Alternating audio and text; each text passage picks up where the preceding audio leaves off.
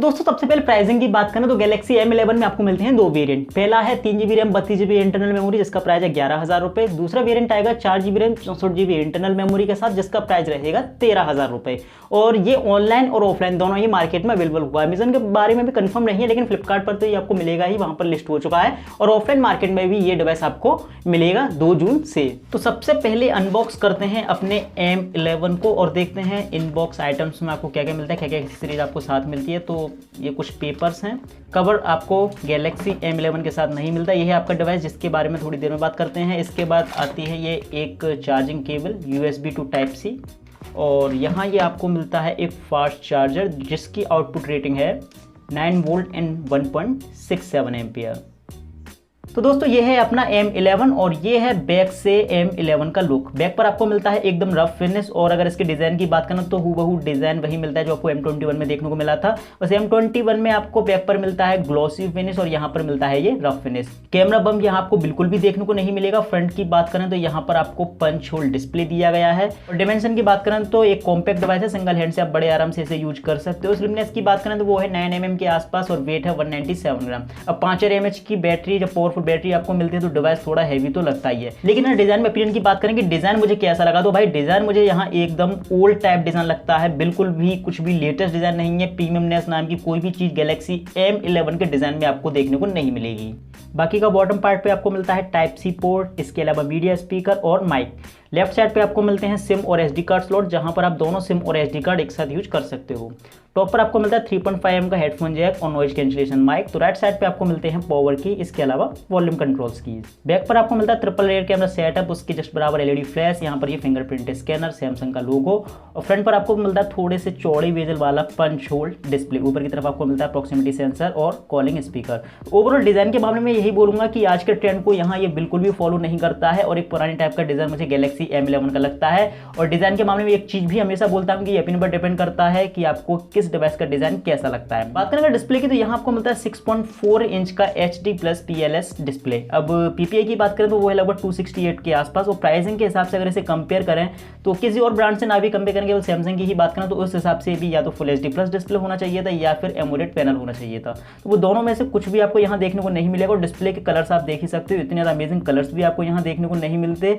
जो rich colour आपको Galaxy M21 पर देखने मिलते हैं या फिर बाकी के सैमसंग के डिवाइस पर जो देखने को मिलते हैं वो आपको यहाँ देखने को नहीं मिलेंगे। थोड़े से फेड कलर आपको यहाँ देखने को मिलते हैं। रेजोल्यूशन भी डिस्प्ले का इतना ज़्यादा अमेजिंग नहीं है।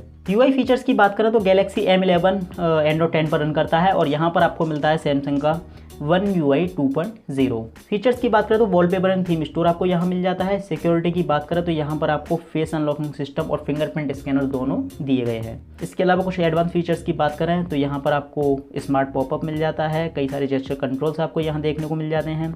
इसके अलावा डुअल मैसेंजर दिया गया है। इसके अलावा एंड्रॉइड का कोर फीचर डिजिटल वेलबीइंग आपको यहाँ मिल जाता है। सैमसंग का डिवाइस केयर भी आपको यहाँ देखने को मिल जाएगा। ये है आपका क्विक एक्सेस पैनल जहाँ पर आपको ब्लू लाइट फिल्टर देखने को मिल जाता है। इसके अलावा डार्क मोड भी आपको यहाँ दिया गया है।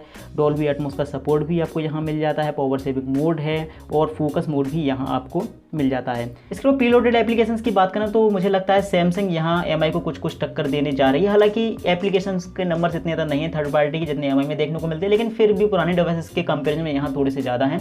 जैसे कि अमेजन शॉपिंग यहाँ प्रीलोडेड मिलता है, डेली हंट मिलता है, हेलो प्रीलोडेड मिलता है, स्नैपचैट प्रीलोडेड मिलता है।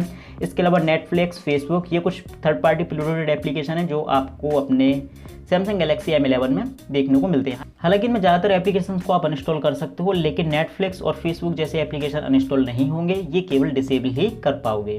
अब बात करते हैं गैलेक्सी M11 के कैमरे के बारे में। तो यहाँ रियर पर आपको मिलता है ट्रिपल कैमरा सेटअप, फ्रंट पर मिलता है सिंगल कैमरा। कैमरा स्पेसिफिकेशंस की बात करें तो रियर पर प्राइमरी कैमरा मिलता है 13 मेगापिक्सल का, अपर्चर साइज है 1.8, 5 मेगापिक्सल का एक अल्ट्रा वाइड लेंस और 2 मेगापिक्सल का एक डेप्थ सेंसर। फ्रंट पर मिलता है आपको 8 मेगापिक्सल का फ्रंट कैमरा जिसका अपर्चर साइज है f2.0। कैमरा फीचर्स की बात करें तो यहाँ पर auto mode, pro mode, panorama mode, इसके अलावा अल्ट्रा वाइड फोटोज़ का ऑप्शन, अल्ट्रा वाइड वीडियोज़ का ऑप्शन, इसके अलावा पोर्ट्रेट मोड ये देखने को मिल जाता है।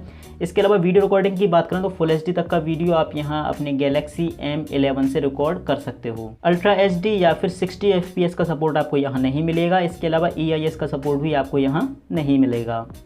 कैमरा परफॉर्मेंस की बात करें तो ये है कुछ कैमरा सैंपल्स जो मैंने दोनों ही डिवाइसेस के रियर और फ्रंट कैमरे से कैप्चर की हैं। यहाँ पर ऑटो मोड पर भी मैंने फोटोज़ लिए हैं, अल्ट्रा वाइड फोटोज़ भी लिए हैं। इसके अलावा पोर्ट्रेट मोड यानी कि लाइव फोकस पर भी फोटोज़ ली है।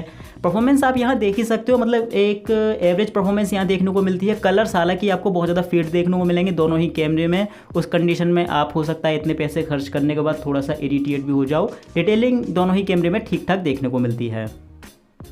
हार्डवेयर की बात करें तो यहाँ आपको मिलता है स्नैपड्रैगन का 450 प्रोसेसर, और आप इसे समझिए बजट स्मार्टफोन का प्रोसेसर, यानी कि कॉमन यूज के लिए ये डिवाइस एकदम अच्छा है, लेकिन अच्छी गेमिंग या हाई लेवल की मल्टीटास्किंग या हाई लेवल की एप्लीकेशन लॉन्चिंग में ये डिवाइस लैग होगा और इतनी अच्छी परफॉर्मेंस आपको नहीं दे पाएगा। जल्दी ही मैं इसका गेमिंग रिव्यू भी बनाऊंगा जहां पर मैं आपको डिटेल में बताऊंगा कि वाकई यहाँ पर आपको गेमिंग के लिए कैसी परफॉर्मेंस मिलने वाली है। फिलहाल एक बजट स्मार्टफोन जैसी कॉमन परफॉर्मेंस के लिए गैलेक्सी M11 ठीक ठाक है। बैटरी की बात करें तो गैलेक्सी M11 में आपको मिलती है 5000 mAh की बैटरी और ये device 15 volt fast charging support करता है। तो यही था मेरा गैलेक्सी M11 का फर्स्ट इंप्रेशन बोले या फिर एक छोटा सा रिव्यू बोले, जो भी बोले।